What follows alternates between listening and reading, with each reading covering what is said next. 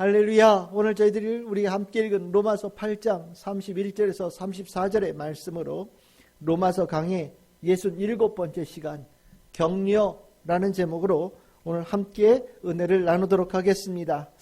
우리 하나님의 영광, 하나님께서 영화롭게 하신 자로 살아가는 삶의 목표, 우리가 확고하게 살아가는 것에 대해서 우리가 지난 주일에 은혜를 나누었습니다. 하나님께서 미리 아시고 미리 정하시고 부르시고 의롭게 하신 사람, 이 성도들을 하나님께서 영화롭게 하신다라는 것, 그것이 우리 성도들의 마땅한 삶의 목표다라는 것을 우리가 함께 나누었습니다. 우리가 이 하나님께서 우리에게 이런 은혜를 주신 것을 그냥 한 단어로 묶으면 구원받은 자다, 구원의 은혜를 입은 자다, 구원의 축복을 받은 자다, 우리가 구원되어질 수 있는 하나님의 사랑을 받은 자다, 이렇게 표현할 수 있습니다. 내가 구원의 은혜를 입은 자인가? 내가 구원의 은혜를 받은 자인가? 내가 구원받은 성도인가? 만약에 이 부분에 대해서 궁금하게 생각하시고 혹시 확신이 없는 분들이 계시다면 지난 주일에 우리가 말씀을 나누었던 내 삶의 목표가 어디를 향하고 있는가? 내가 무엇을 꿈꾸고 무엇을 영광으로 삼고 살아가고 있는지를 돌아보면 됩니다. 이스라엘 백성들이 모세가 시내산에 올라가서 한동안 내려오지 않을 때 산 아래에서 금송아지를 만든 것은 결코 우연이 아닙니다. 출애굽을 한 이스라엘 백성들은 여전히 애굽에서 살았던 삶에서 벗어나지 못하는 사람들이었고, 그들이 그 가운데에서 삶의 목표, 그들이 꿈꿨던 영광의 모습이 바로 그 금송아지 안에 다 녹여 있었기 때문입니다. 이스라엘 백성들 누가 제일 부러웠을까요? 애굽에 살 동안 누가 제일 부러웠겠습니까? 애굽 사람들입니다. 일하지 않고 노예를 부리면서 온갖 산의 진미로 날마다 맛의 즐거움을 누리고, 남아도는 시간들이 여가 즐기고, 강하고 힘센 권력을 사용하여서 자신들이 하고 싶은 대로 살고, 많은 부를 누리면서 살아가는 삶, 400년 동안 노예의 삶 속으로 날마다 삶과 죽음을 왔다 갔다 하며 고된 노역 속에 하루하루를 살아가는 이스라엘 백성들에게는 꿈과 같은 모습이었을 것이 분명합니다. 아마 애굽에 살았을 때 누구처럼 살고 싶으십니까? 라고 이스라엘 백성들에게 물었다면 아마 모두가 다 애굽 사람처럼 살고 싶어요 라는 얘기를 당연히 했을 거라는 생각이 듭니다. 그들이 가졌던 꿈, 힘있고 부유하고 강하고 힘센 존재, 이것이 이스라엘 백성들이 시내산 밑에서 만들었던 금송아지입니다. 금송아지는 그 모든 것을 다 총합한 대표적인 표상이 되는 거예요. 참 이 아이러니하게도 여러분들, 이스라엘 백성들이 금송아지 만들고 나서 이 금송아지를 다른 신이라고 얘기하지 않았어요. 이 금송아지가 자신들을 애굽에서 구해낸 하나님의 표상이라고 얘기를 했습니다. 출애굽기 32장 1절에서 6절에 보시면 이스라엘 백성들이 시내산에서 모세가 안 내려오니까 우리를 인도할 신을 만들라고 아론을 부추겼죠. 그래서 온갖 금을 다 모아가지고, 여러분들 4절에 보시면 금고리를 받아 부어서 조각칼로 새겨서 송아지 형상을 만들었는데 뭐라고 얘기하느냐? 이스라엘아, 이는 너희를 애굽 땅에서 인도하여 낸 너희의 신이로다, 이렇게 얘기합니다. 그러니까 이 금송아지를 만들어 놓고 뭐라고 얘기냐? 이분이 하나님이다. 너희들을 부유하게 하고 너희들을 힘있게 하고 너희들을 강하게 하는 존재, 이 바로 이 금송아지가 꼭 너희들을 애굽에서 구해낸 그 하나님의 표상이다 라고 가르쳐 준 거예요. 그래서 그 뒤에 나오면 5절에 아론이 보고 그 앞에 제단을 쌓고 이에 아론이 공포하여 이르되 내일은 여호와의 절일이니, 우리로 말하면 안식일과 같으니 주일이니 뭐 하자고요? 일찍 일어나서 번제 드리고 화목제 드리고 하나님 앞에 앉아서 먹고 마시며 일어나 뛰놀자, 이렇게 얘기해서 그날 했다라는 거예요. 그러니까 금송아지가 뭡니까? 하나님이고요. 그 금송아지를 하나님이라고 생각하고 그 앞에서 예배드리고 기뻐하고 그 앞에 지냈다라는 겁니다. 이스라엘 백성들은요, 하나님은 어떤 분이시냐? 우리가 하나님으로 인하여서 구원받아서 어떤 삶을 살기를 원하느냐라고 얘기를 할 때 금송아지의 영광을 딱 집은 거예요. 하나님은 금송아지와 같은 분, 그리고 내가 바라는 삶도 금송아지와 같은 삶을 살기를 원한다라고 생각하고 그 형상을 만든 겁니다. 근데 모세가 이제 시내산에서 내려와서 실은 그 모습을 보고 너무너무 분노했죠. 왜냐하면 40주 40야를 하나님과 함께 있는 동안에 자기가 봤던 하나님, 모세가 만난 하나님은 금송아지의 영광과는 비교할 수 없는 분이거든요. 정말 비교할 수 없는 분인데 어리석게도 금송아지 정도를 만들어 놓고 하나님을 섬긴다라고 얘기하는 것을 보니 얼마나 속이 터졌겠습니까? 모세가 나중에 다시 시내산에 올라가서 내려올 때 우리 지난주 봤죠. 하나님께서 모세에게 하나님의 영광을 덮어 씌워 주셨어요. 그 안에 하나님의 영광을 채우신 겁니다. 금송아지를 최고의 영광으로 알고 그 앞에서 예배하던 이스라엘 백성들에게 금송아지의 영광과는 비교할 수 없는 하나님의 영광을 이스라엘 백성들에게 보여주신 거예요. 그리고 금송아지의 영광이 더 빛나냐 아니면 모세에게 있는 하나님의 영광이 더 빛나냐라고 이스라엘 백성들에게 물으신 겁니다. 그 묻는 과정에서 이스라엘 백성들 둘 중에 하나를 선택해야 되는 기로에 선 거예요. 물론 금송아지는 이미 부서져 없지만 만약에 모세가 시내산에서 내려왔는데 그 모습이 자신들이 만들었던 금송아지보다 훨씬 못하다고 생각을 한다면 도로 금송아지 만들어서 또 금송아지와 같은 영광을 쫓아갈 거 아니겠습니까? 이스라엘 백성들에게는 하나님께서 너희들이 원하는 금송아지의 영광과 하나님의 영광을 동시에 보여주시고 둘 중에 서서 무엇을 선택할 것인지를 요구하신 거예요. 여러분들이 금송아지의 영광을 추구하는 자들, 금송아지의 영광을 따르는 자들은 절대로 가나안 땅에 들어가지 못합니다. 하나님께서 예비하신 적과 꿀이 흐르는 가나안 땅은요, 하나님의 영광을 바라보고 하나님의 영광을 선택한 자들이 갈 수 있는 땅이에요. 금송아지의 영광을 내 영광이라고 선택한다면 그 사람들은 다시 애굽으로 돌아가든지 아니면 광야에서 사라질 수밖에 없는 구원받지 못한 사람이 되어지는 겁니다. 우리가 하나님의 영광을 선택해야 된다는 거, 이거는 필수 중에 필수예요. 여러분들 삶에도 금송아지의 영광과 하나님의 영광을 동시에 두 개를 눈앞에 두고 살아가고 있는 거예요. 우리가 그렇게 살아가고 있는 겁니다. 세상에서는 금송아지의 영광이 반짝반짝 빛나죠.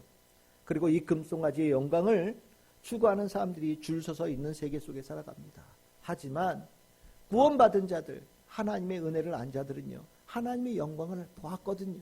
하나님의 영광을 경험했거든요.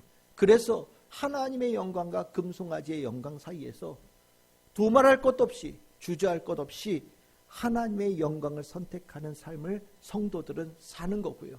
그 하나님의 영광을 선택한 사람들이 곧 구원받은 자들의 삶이라는 겁니다.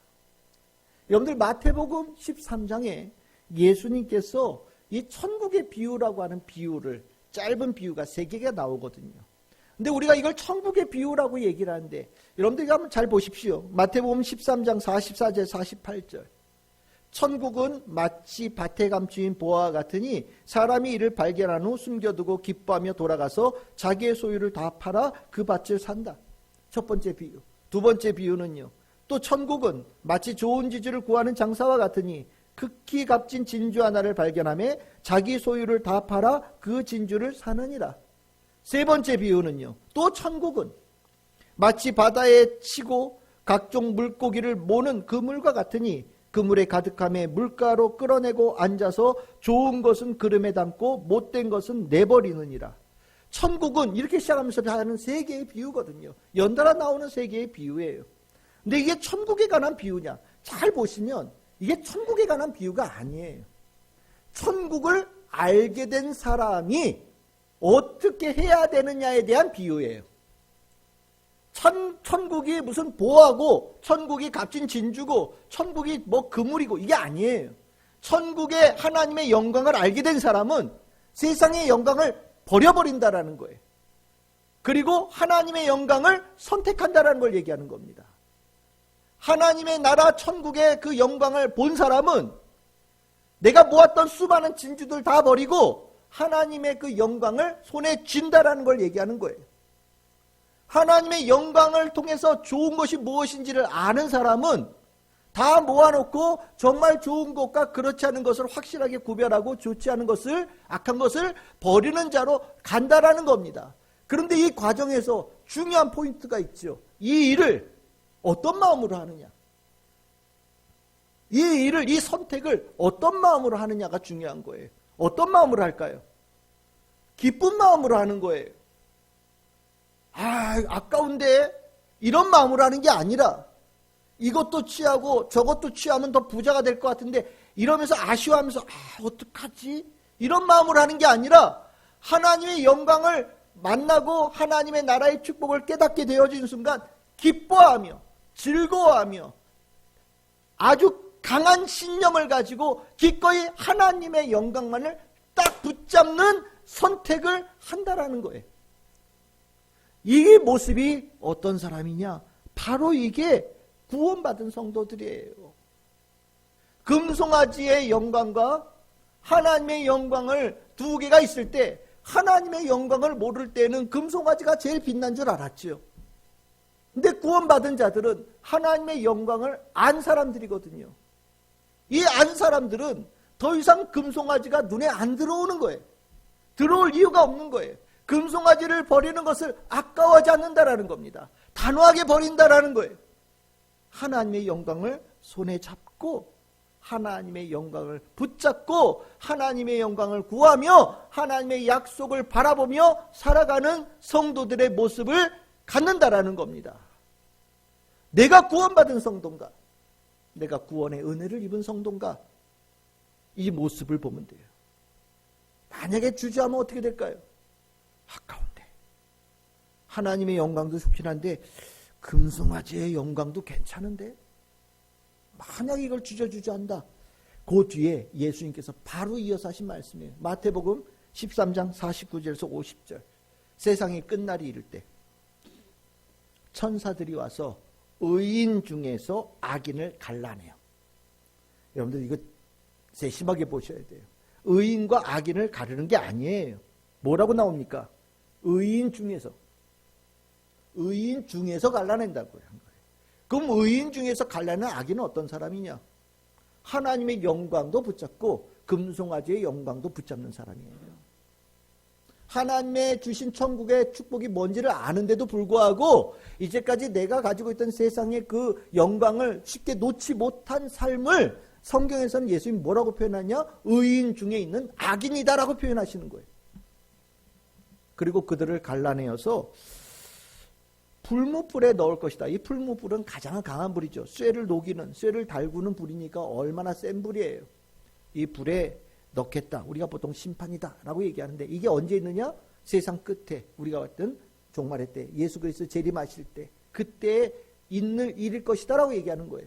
그러니까 이게 굉장히 중요한 겁니다. 하나님의 영광과 금송아지의 영광, 세상의 영광과 하나님의 영광 중에 성도들은요, 구원받은 성도들은 확실하게 하나님의 영광만을 붙잡고 나아가는 모습을 가져야 된다는 거예요. 그게 안 되면 세상 끝날에 하나님께서, 예수님께서 그 모습을 좋게 보지 않으실 것만큼은 확실하다라고 예수님께서 우리에게 가르쳐 주신다는 것을 마음에 새겨야 됩니다. 하나님의 영광과 금송아지의 영광 앞에서 주저하고 있다면 그 모습은 내가 구원받음의 그 은혜를 아직 잘 모르고 있는 사람들이에요. 바울, 하나님의 영광을 알게 된다라는 것, 나를 영화롭게 하기를 원하시는 하나님의 뜻이 있다는 것을 깨닫는다는 것, 이건요 정말 이 안에 어마어마한 은혜로 들어오고요. 이것을 알게 되어지는 이 과정에서는요, 내가 이것 외에 다른 모든 것들은 그냥 쓰레기 같은 것, 별거 없는 것, 하찮은 것으로 내가 여기는 자로 완전히 생각이 바뀌어지는 은혜를 갖습니다.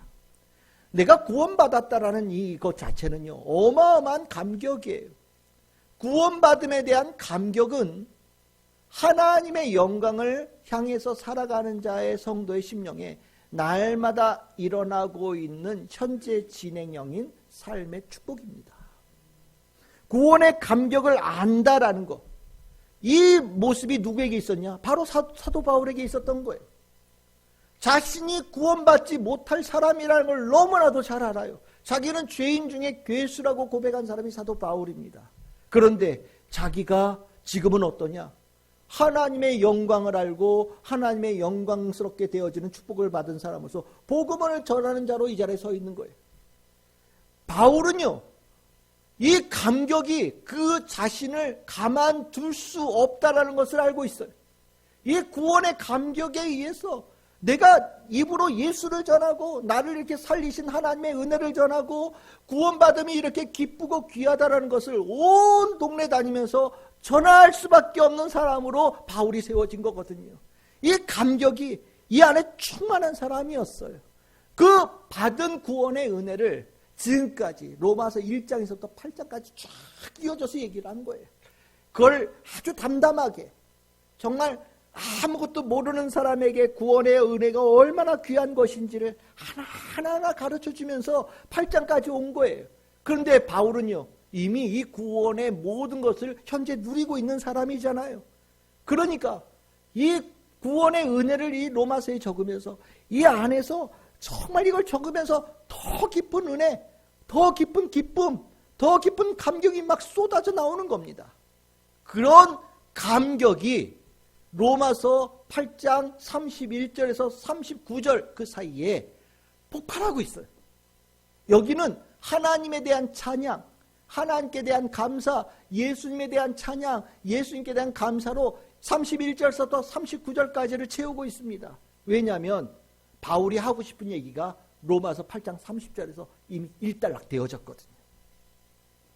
이걸 쓰면서 구원받는 것에 대한 것이 얼마나 귀한 것인지를 막 이렇게 쓰면서 이 안에서 끌어오는 감격을 주체할 수가 없었던 거예요. 그래서 8장 31절부터 39절까지 그 안에 있는 기쁨을 폭발시켜요. 난 너무너무 좋아. 하나님께 나를 구원시켜 주셨다는 게 이렇게 감격스러워 라고 하면서 폭발시키고 있어요. 그것을 오늘 읽었던 본문 가운데 오늘 절반을 나누는 거예요. 오늘 읽었던 8장 31절 34절은 그 전반부에 관한 얘기입니다. 오늘 읽었던 본문 보십시오. 8장 31절입니다. 이 일에 대하여 우리가 무슨 말 하리요? 정말 입을 벌릴 수도 없어. 만 가지의 말로도 하나님께로부터 받은 은혜를 다 표현할 방법이 없어. 세상의 모든 말들을 다 동원해도 하나님께서 나에게 주신 이 사랑을 다 표현할 길이 없어 라고 얘기하는 거예요. 그럼 바울이 도대체 그 받았던 그 이 일이라고 하는 이 일이 도대체 뭐냐? 이제 로마서의 핵심적인 구절들이 되겠죠. 여러분들 로마서 지금 우리 8장 30절까지 쭉 나누었지만 이 8장 30절까지 나오는 가운데 꼭 기억해야 될 구절이 있다면 이 4개의 구절이에요. 4개의 구절 하나하나 봅시다. 이 일 첫 번째는 어디 있냐? 로마서 1장 16절에서 17절. 우리 같이 한번 읽어봅시다. 시작. 내가 복음을 부끄러워하지 아니하노니 이 복음은 모든 믿는 자에게 구원을 주시는 하나님의 능력이 됨이라. 먼저 유대인에게요 그리고 헬라인에게로다. 복음에는 하나님의 의가 나타나서 믿음에 이르게 하나니 기록된 바 오직 의인은 믿음으로 말미암아 살리라 함과 같으니라. 아멘. 중요한 구절이지요. 기억하십시오. 로마서 첫 번째 중요한 구절, 로마서 1장 16절 17절. 두 번째 구절은 어디냐? 로마서 3장 24절입니다. 로마서 3장 24절 같이 읽겠습니다. 시작. 그리스도 예수 안에 있는 속량으로 말미암아 하나님의 은혜로 값없이 의롭다 하심을 얻은 자가 되었느니라. 아멘. 우리가 구원받은 축복이죠. 로마서 3장 24절 두 번째 중요한 구절이에요. 세 번째 구절이 어디느냐? 로마서 8장 1절이에요. 로마서 8장 1절 같이 읽겠습니다. 시작. 그러므로 이제 그리스도 예수 안에 있는 자에게는 결코 정죄함이 없느니라. 아멘. 로마서 8장 1절 세 번째 중요한 구절. 그럼 네 번째는 어딜까요? 우리가 지지난주 나눴던 로마서 8장 28절에서 30절의 말씀이에요.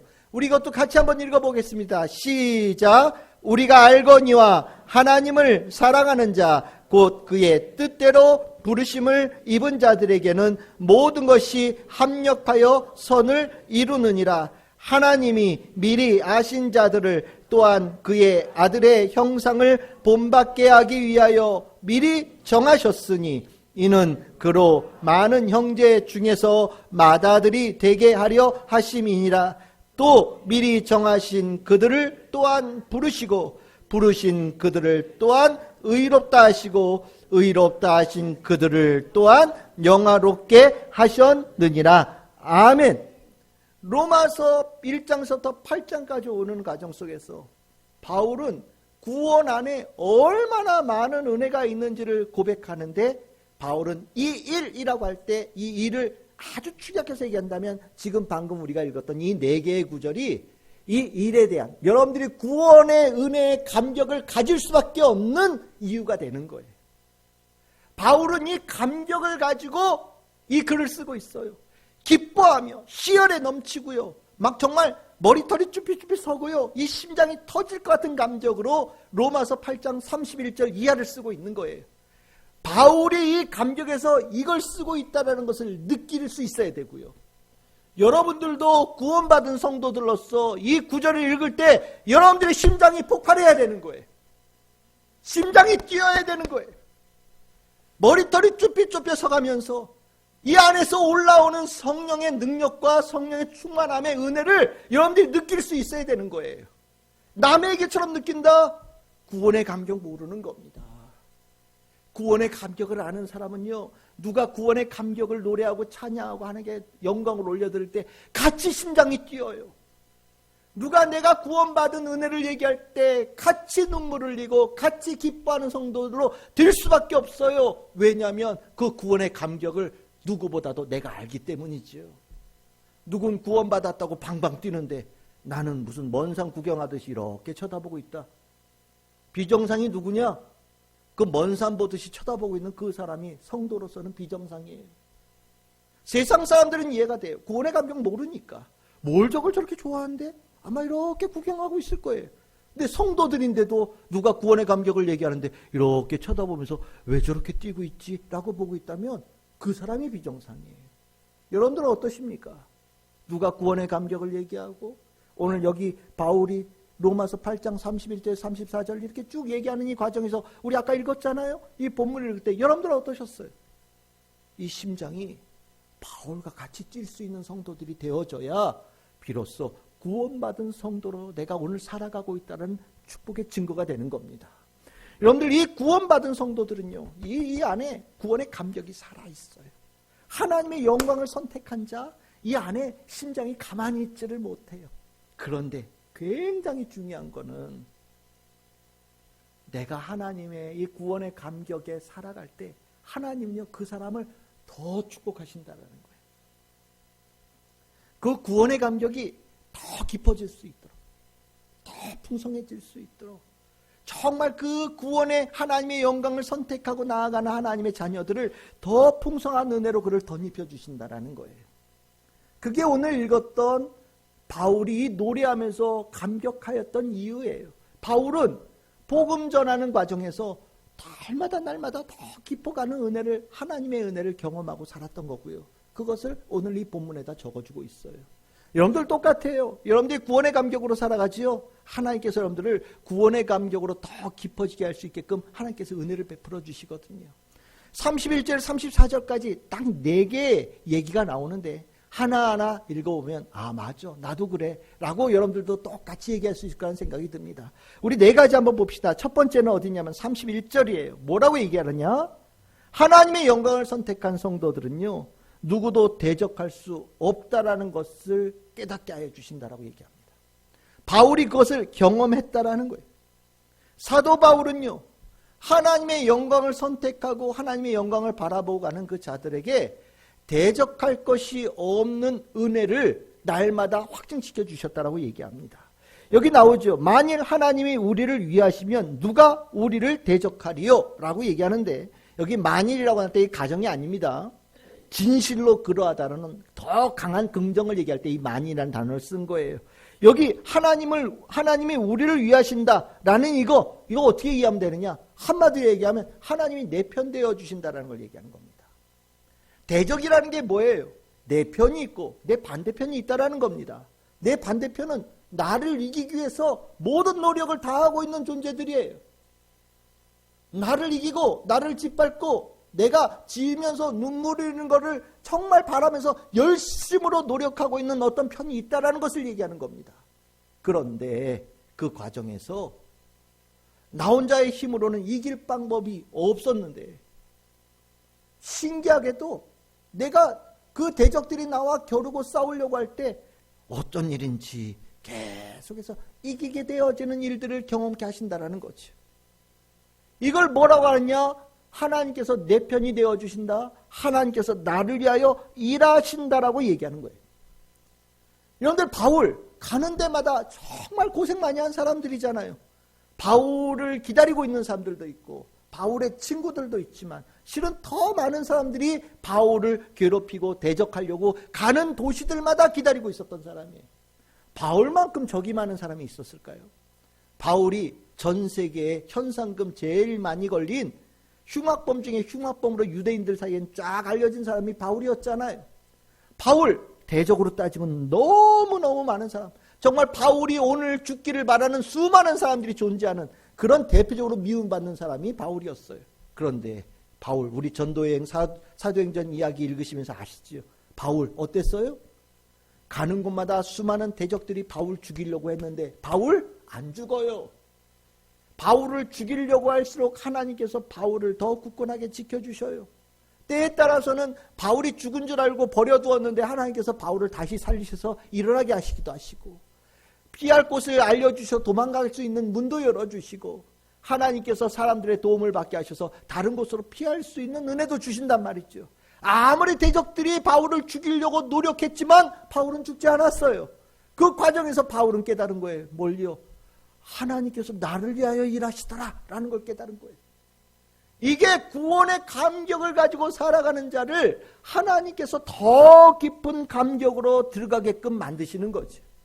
아마 이 바울은요, 다윗이 시편 23편 4절에서 노래했던 이 노래를 아마 깊이 느꼈을 거예요. 내가 사망의 음침한 골짜기로 다닐지라도 해를 두려워하지 않은 것은 주께서 나와 함께 하심이라. 아멘. 하나님께서 구원의 감격을 가지고 살아가는 자들에게 이 은혜를 주셔요. 이 축복을 주셔요. 그래서 더 깊은 은혜, 더 풍성한 구원의 감격으로 살아갈 수 있게끔 만들어 주신다라는 거죠. 여러분들 그렇게 살고 계시지요? 구원의 감격으로 살아가는 자에게는요, 하나님께서 여러분들을 위해서 일하신다라는 것을 날마다 느끼게 해주신단 말이죠. 그것을 체험하는 성도들이 되시게 우리는 하나님을 선택한 성도로의 그 영광스럽게 되어지는 삶을 끝까지 나아갈 수 있는 성도들이 되는 겁니다. 두 번째로 구원의 감격 가지고 살아가는 성도들에게 어떻게 하시느냐? 하나님은 그 성도들을 위해서 모든 것을 기꺼이 주신다라고 얘기해요. 여러분들 기꺼이 주신다라고 얘기하니까 이걸 어떻게 했냐? 하나님의 은혜는 무한정이더라. 한도가 없더라. 아까울 것도 없고 소중한 것도 없더라. 모든 것을 주시더라. 나는 그것을 경험했다라고 바울이 얘기하는 겁니다. 여러분들 로마서 8장 32절에 이렇게 얘기하죠. 자기 아들을 아끼지 아니하시고 우리 모든 사람을 위하여 내주신 하나님이 어찌 그 아들과 함께 모든 것을 우리에게 주시지 아니하겠느냐라고 바울이 얘기해요. 모든 것, 하나님은 가장 사랑하는 것도 내어주셨고 가장 소중한 것도 내어주시고 가장 아끼는 것도 내어주셨다라는 거죠. 그게 바로 자신의 아들을 내어주셨다라는 겁니다. 가장 소중한 거 내어주셨는데 그거보다 덜 소중한 거 주시는 건 일도 아니죠. 가장 아끼는 거 내어주셨는데 뭐 그렇지도 않은 거는 뭐 주시는 건 일도 아니라는 거죠. 바울은요, 살면서 예수를 하나님께서 나를 구원하기 위해서 주셨으니 예수보다 덜한 것을 나에게 주시는 것은 무한정이다라는 것을 알게 되어졌고요. 예수를 나를 구원하게 주셨다는 것을 깨닫게 되어지는 순간 하나님께서 나를 구원하기 위해서 모든 것을 열어두셨다는 것을 깨닫게 되어지는 것, 성도가 되어진 거예요. 하나님의 영광을 바라보고 살아가는 자는요, 하나님께서 여러분들에게 모든 것을 주신 사람들이고요, 여러분들은 모든 것을 가진 자라는 것을 여러분들이 아셔야 됩니다. 하나님께서 우리에게 그 은혜를 주셨을 때, 여러분들 이 아들 주셨다는 얘기 나올 때마다 꼭 비유로 나오는 사람이 있죠. 누구냐면 아브라함입니다. 아브라함, 이삭을 하나님의 명령대로 드리려고 나아갔지요. 여러분들 근데 잘 생각해 보면 이삭 죽었습니까? 안 죽었습니까? 안 죽었어요. 안 죽었어요. 가장 소중한 것을 하나님께 드리려고 했지만 하나님께서는 아들을 받지 않으셨습니다. 그런데 그 아들을 주고자 하는 그 마음 먹었다라는 것만으로도 아브라함에게 얼마나 축복하셨냐. 창세기 22장 16절 17절에 나오거든요. 최고의 축복이 나오는 거예요. 아브라함이 왜 믿음의 조상이 되어졌냐? 이거거든요. 이거거든요. 정말 아까워하는 아들, 정말 늙음하게 딱 하나 얻은 아들, 하나님 앞에 내어드릴 수 있냐는 하나님께서 보셨는데 마음만 먹어도 내가 네 마음 안다. 하나님께서 이렇게 얘기하신 거거든요. 근데 하나님은요, 내주셨어요. 이삭은 안 죽었는데 예수님은 십자가에 달려서 돌아가셨거든요. 깊이가 다르죠. 완전히 다른 거예요. 하나님께서 우리를 얼마나 사랑하시느냐. 나를 살리고자 모든 것을 기꺼이 내어주실 수 있는 분이다. 하나님을 선택했더니 하나님께서 나에게 모든 것을 부어주신다는 것을 경험하면서 살게 된다라고 얘기하는 거예요. 여러분들 그거 경험하시고 계십니까? 하나님께서 여러분들에게 모든 것을 이미 다 베풀고 계신다라는 것을. 바울이 그래서요, 여러분들 고린도전서와 고린도후서에 이 고백을 참 많이 합니다. 고린도전서 3장 21절 23절 뭐라고 얘기하냐? 누구든지 사람을 자랑하지 말아라. 사람들이 자랑하는 금송아지의 영광 아무것도 아니다. 왜? 만물이 다 너희의 것이다. 다 너희의 것이다. 성도들의 것이다. 왜냐하면 너희는 그리스도의 것이요, 그리스도는 하나님의 것이다. 하나님이 모든 것을 가지고 계신데 너희들은 하나님의 아들이다. 하나님이 가지고 계신 것 다 너희들 거다. 하나님의 영광을 선택한 자에게 하나님은 그 모든 것에 대해서 열쇠 열어주시고 무한정으로 방출하신다. 바울은 살면서 맞아 날마다 그 은혜를 경험하며 살았다라는 겁니다. 고린도후서 6장 10절 아주 유명한 구절이죠. 우리 같이 한번 읽어보겠습니다. 시작. 근심하는 자 같으나 항상 기뻐하고 가난한 자 같으나 많은 사람을 부유하게 하고 아무것도 없는 자 같으나 모든 것을 가진 자로다. 아멘. 구원의 감격을 가지고 살아가는 자들은요, 그 구원의 깊이를 하나님께서 날마다 더하여 주시는데 그 가운데 뭐가 있느냐? 모든 것들에 대해서 하나님께 나를 위하여 이미 준비하고 계시고 부어주시고 필요한 것을 공급하여 주시고 채워주신 은혜를 경험케 하시더라 이겁니다.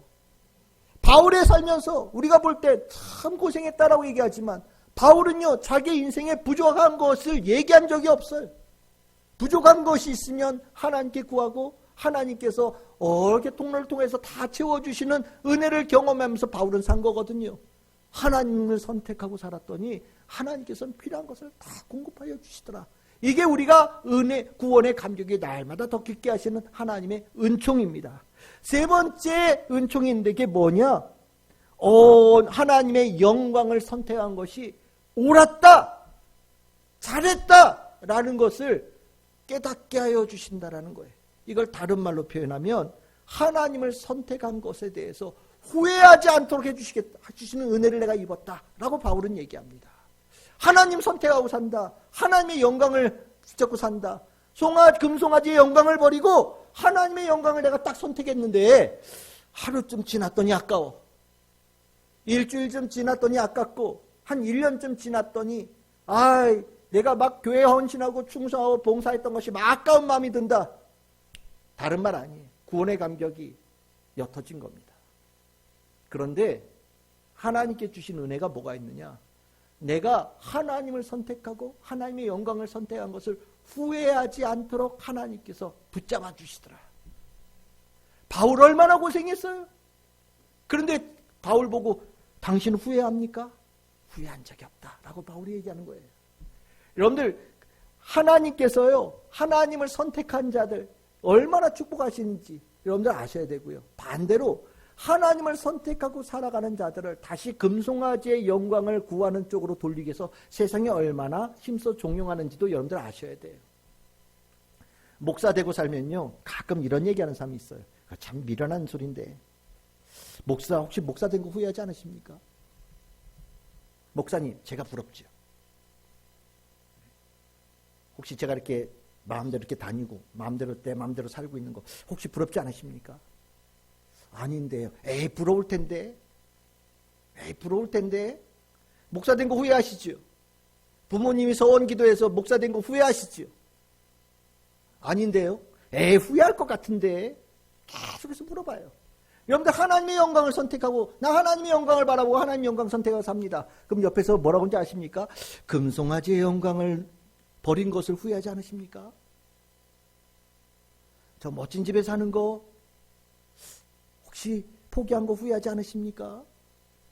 여러분들에게 그 마음을 동요시키기 위해서 얼마나 노력할까요? 눈에 안 봐도 화내요. 바울은요, 이 일을 늘 경험하고 살았던 사람입니다.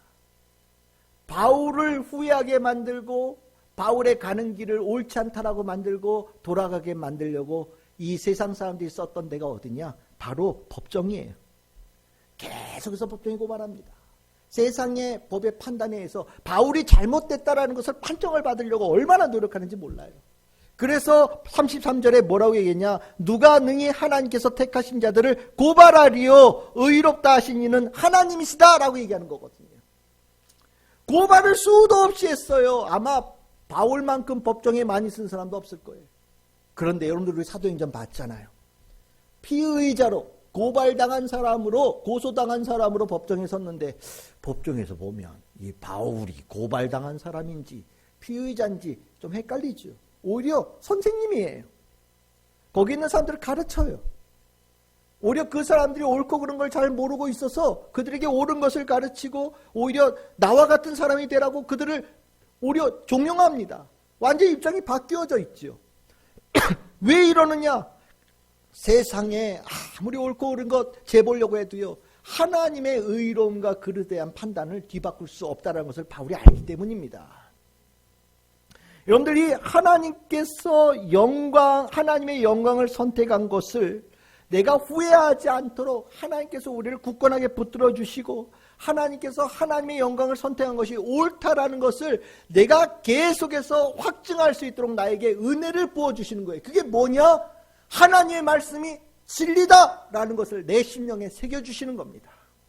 이 말씀이 여러분들 처세술처럼 생각되어지면 이 말씀은요, 받아들일 말씀도 있고 받아들이지 못할 말씀들도 있어요. 이 말씀이 세상에서 말하는 성공에 관한 법칙에 관한 얘기를 한다면 취할 말씀도 있지만 버려야 될 말씀도 있어요. 그런데 이 성경의 말씀은요, 진리거든요. 성경의 말씀이 성경을 하나님 구원받지 못한 자들에겐 성경의 말씀이 까만 건 글씨요 하얀 건 종이처럼 보이지만 우리는 구원받은 자로서 성경을 읽을 때 이 안에 진리의 역사심이 무엇인지를 느낄 수 있도록 성령께서 감화감동을 주시거든요. 그리고 우리가 하나님 말씀 붙잡고 산다고 하는데 왜 하나님 말씀 붙잡고 사느냐? 이 말씀이 힘이 있어요. 이 말씀이 힘 있고 능력이 있어서요, 말씀을 붙들고 이 말씀의 진리를 따라갈 때 반드시 옳음으로, 바름으로, 풍성한 결실로 이어질 수 있도록 이끌어가는 등대와 구름기둥과 불기둥의 역할을 말씀이 하시기 때문이죠. 이건 단순한 이랬으면 좋겠어 라는 소망이 아니고 그냥 희망이 아니에요. 우리가 말씀을 붙잡고 산다라고 하는 건요, 하나님의 영광, 그 진리를 확신하면서 살아가는다는 말과 똑같은 거예요. 말씀을 붙잡고 사는 바울을 하나님께서 늘 언제나 결론적으로 어떻게 하냐? 너가 옳다라고 하나님께서 입증시켜 주셨다라는 겁니다. 법정에서 수많은 사람들이 바울이 잘못된 사람이라고 고소하려고 했지만 오히려 그 자리가 바울의 옳음을 증명하는 자리로 바꾸어 놓으셨다. 그럼 그런 일들을 경험하게 되면서 어떤 마음이 들겠어요? 하나님 선택한 거, 하나님의 영광을 선택한 거 내가 잘했구나. 잘했구나.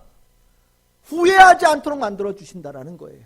그래서 여러분들 로마서 11장 29절 바울이 이렇게 얘기합니다. 하나님의 은사와 부르시면은 뭐가 없다고요? 후회하심이 없다. 그리고 고린도 후서 7장 10절 하나님의 뜻대로 하는 근심은 후회할 것이 없는 구원에 이르게 하는 회개를 이루는 것이요 세상 근심은 사망을 이루는 것이다. 바울이요 이 후회하지 않게끔 하나님께서 만들어 주셨다는 것에 대해서 얼마나 감사하며 살아가는 사람인지 몰라요. 후회하지 않고 살 수 있으면요 구원의 감격이 날마다 더해져 가는 거예요. 하나님께서 그렇게 만들어 주셔요. 여러분들이 하나님 붙잡고 나아갈 때 하나님께서 여러분들의 그 축복을 날마다 더하고 계시는 은혜를 날마다 깊이 체험하는 성도들 되시기를 주님의 이름으로 축복합니다. 네 번째입니다. 네 번째는요 하나님의 영광을 선택한 성도는요 과거의 과오에 얽매이지 않게 되어지도록 만들어주신 은혜를 입는다라고 바울이 얘기를 해요. 8장 34절에서 하는 얘기입니다. 여러분들 누가 정죄하리요? 이렇게 얘기하고 있죠. 우리는 정죄당하지 않는다라고 얘기합니다. 여러분들 인생 과거의 과오에 발목을 잡히는 일들이 허다하거든요. 과거에 잘못한 거 있느냐 없느냐? 다 있죠. 없는 사람이 없어요. 잘났다고 아무리 떠들고요. 자신은 뭐 대단한 능력을 가진 사람이라고 얘기를 해도 과거의 과오가 다 있습니다. 인간이 원래 그런 거예요. 과오가 누구에게나 있다고 하기 때문에 누군가가 내 과오를 철저하게 막 털면요 반드시 거리가 나오게 되어져 있어요. 근데 이게 성도에게는 좀 또 다른 문제가 되어지기도 합니다. 왜냐하면 사단이 누구보다도 우리를 잘 알아요. 하나님만큼은 몰라도 사단도 우리에 대해서 잘 압니다. 그래서 우리가 하나님의 영광을 바라보며 살아가고 하나님의 영화로움을 믿고 살아가고 하나님의 축복을 믿고 살아간다고 딱 결심할 때 사단이 귀에다 속삭이죠. 네가 그럴 만한 자격이 된다고 생각하니? 너 옛날에 이렇게 살았잖아. 너 이런 마음 가지고 살았었잖아. 너 이런 나쁜 일 했었잖아. 라고 얘기를 하면서 끊임없이 우리들의 귀에다 대고 우리들의 과거의 잘못을 계속 속삭입니다. 이것을 성경에서 사단이 하는 일을 참소한다라고 얘기하죠. 하나님께 가서 이르는 거예요. 하나님, 제 어제 나쁜 일 했어요. 제 작년 여름에 나쁜 일 했어요. 10년 전에 제 나쁜 일 했어요. 20년 전에 나쁜 일 했어요. 저런 자가 어떻게 하나님의 은혜를 입을 수 있습니까? 영화롭게 될 수 없습니다. 라고 끊임없이 공격한다라는 거예요. 그런데 신기하게도요. 성도는요. 내가 과거에 뭘 잘못했다라는 것을 사단이 막 얘기를 할 때 난 자격 없어. 나는 정말 더 이상 못 가겠어. 저 도망가게 되는 게 아니라 내가 잘못한 것을 알게 되어지는 순간 그것보다 더 큰 하나님의 은혜, 예수 그리스도의 은혜를 깨닫게 되어지는 은혜를 가도록 만들어주시는 은혜를 입는다. 이것을 바울은 얘기합니다. 잘못했어. 나 죄인이야. 그러면 옆에서 뭐라 하나님께서 예수님께서 뭐라냐? 그 죄를 덮기 위해서 내가 피 흘렸다. 내가 너의 과거의 그 죄악된 모습을 해결하기 위해서 내가 십자가에 대신 달려서 돌아갔다. 예수님, 제가 너무 큰 죄를 졌어요. 저는 어떻게 이걸 용서받을 수 없을 거라는 생각이 듭니다. 그래서 내가 너에게는 특별히 더 많은 사랑을 부었다. 저는 누구에게도 용서받지 못할 자입니다. 제가 정말 이 부끄러운 모습을 어디다 얘기할 수가 없어요. 예수님께서 말씀하십니다. 그래서 너는 다른 사람보다 10갑절의 은혜를 더 부었다라고 얘기하신다라는 거예요. 우리가 과거의 죄로 인하여서 괴로워하고 그 죄를 깨달을 때마다 그거보다 더 크게 임하는 하나님의 은혜를 깨닫게 되어진 길로 인도하여 주신다. 이게 구원의 감격을 가지고 살아가는 자가 더 깊고 더 풍성한 구원의 감격을 누릴 수 있도록 만들어주시는 하나님의 은총이에요. 오늘 이 정죄한다라는 얘기할 때도 그 얘기하잖아요. 누가 정죄할 수 있느냐? 예수가 다 사해 줬는데. 그러면 과거의 일이냐? 아니에요. 지금도 한다. 뭐라고요? 하나님 우편에 계신 그 예수님께서 우리를 위하여 간구하고 계신다. 중보하고 계신다. 우리의 죄를 누가 정죄할 때마다 예수님께서는 우리의 그 정죄당함을 덮을 수 있는 은혜를 지금도 날마다 실시간 생중계로 부어주시고 있다는 거예요. 라이브예요. 과거에 있었던 녹화 중계가 아니라, 과거에 있었던 다큐멘터리를 얘기하는 게 아니라, 지금 이 시간에 라이브로 하나님께서 여러분들의 심령의 정죄당함으로 하나님의 영광에 나아가지 못하는 심령이 될 때마다 그 모든 죄를 해결하시는 은혜를 예수님께서 하나님 보좌 우편에서 여러분들의 심령에 부어주시고 있다는 겁니다. 그래서 우리가 구원의 감격은요, 더 깊어지는 것이 생생하게 라이브로 오늘 이 시간 체험하는 축복이 되는 거예요. 누가 너 나쁜 사람이야 라고 얘기할 때, 주님 저 나쁜 사람 맞아요 라고 회개하며, 그때마다 예수님께서는 너 나쁜 사람인 거 내가 아는데 내가 너를 다 속하여 주었다. 걱정하지 말아라. 내가 너의 죄를 속하여 줬는데 누가 너를 나쁜 사람이라고 얘기하겠냐. 예수님께서 말씀하여 주신다라는 거예요. 얼마나 큰 축복이에요. 말로 표현할 수 없는 축복이죠. 그래서 고린도후서 5장 21절 바울이 이런 표현들을 그 보면 참 많이 썼어요. 하나님이 죄를 알지도 못하신 이를, 예수님이죠, 우리를 대신하여 죄로 삼으신 것은 우리로 하여금 그 안에서 하나님의 의가 되게 하려 하심이라. 아멘. 이게 오늘 생생하게 이 시간 라이브로 여러분들의 삶에 임하고 있는 축복이라는 것을 여러분들이 깨달아야 됩니다. 요한일서 2장 1절입니다. 우리 같이 한번 읽어봅시다. 시작. 나의 자녀들아, 내가 이것을 너에게 쓰면 너희로 죄를 범하게 않게 하려 함이라. 만일 누가 죄를 범하여도 아버지 앞에서 우리에게 대언자가 있으니 곧 의로우신 예수 그리스도시라. 아멘. 맞아요. 여러분들에게 예수 그리스도가 오늘도 이 시간 간구하고 계셔요. 중보하고 계신단 말이죠. 그래서 우리는 구원의 감격이 더 깊어져요. 우리가 잘못할수록, 아니 잘못되어진 것을 느낄수록, 누군가 나에게 잘못을 들추어낼수록 우리는 내가 받은 은혜가 더 깊어지는 은혜로 반전시키시는 축복이 있다. 그래서 우리는 구원의 감격으로 살아가면 그 구원의 감격이 더 깊어지고 깊어진다라고 얘기할 수 있다는 겁니다. 이제 말씀을 정리하겠습니다. 금송아지의 영광과 하나님의 영광 사이에 우리는 분명하게 하나님의 영광을 선택하는 자가 되어야 돼요. 그거는 기쁨으로 하는 겁니다. 하나님의 영광을 안 자는요, 주저하며 금송아지의 영광을 버리는 게 아니에요. 기뻐하며 하나님의 영광을 붙잡습니다. 그 하나님의 영광을 붙잡은 사람들이 성도들이고요, 구원받은 자들이에요. 그들이 하나님께서 약속하신 젖과 꿀이 흐르는 땅에 들어가는 자들 되고 천국 백성이 되어지는 겁니다. 그 선택을 한 성도들을 하나님께서 얼마나 기뻐하시는지 몰라요. 그 구원의 기쁨, 구원의 감격으로 살아가는 성도들은요, 하나님께서 기뻐하시면서 그 구원의 감격을 날마다 살아있는 감격으로 만들어 가시는 축복을 부어주셔요.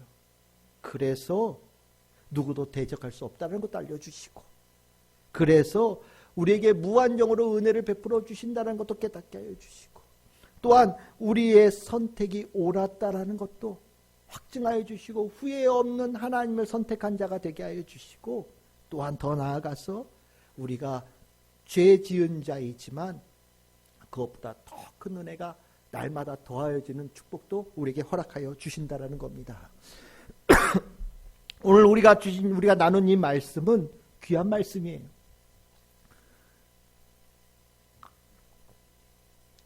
구원의 감격은요, 살아있는 신앙의 증거입니다. 여러분들이 살아있는 이 구원의 감격을 가지고 오늘 살아야 되는 거예요. 그게 하나님을 알고 예수님을 알고 성령님을 아는 성도들이에요. 구원의 감격이 살아있을 때 우리는 정말 더 많은 은혜를 누릴 수 있는 터가 열리는 겁니다. 구원의 감격은 살아있는 사랑이에요. 우리 참 즐거운 게 모든 성도들이 이 하나님의 격려하심, 그 구원의 감격을 가지고 살아가는 자를 하나님께서 이렇게 격려하고 계시는 거거든요. 더 그렇게 살라고 모든 것을 동원하셔서 하나님께서 힘을 불어넣고 계시는 거예요. 이 격려를 받아서 우리는 더 뚜렷하고 확실하게 하나님의 성도로 살아가야 되는 축복의 모습을 가져야 되는 겁니다. 저는 우리 참 즐거운 교회 성도들 날마다 격려하시는 주님의 응원 속에서 구원의 감격이 날마다 깊어져가는 우리 성도들 다 될 수 있기를 주님의 이름으로 축복합니다.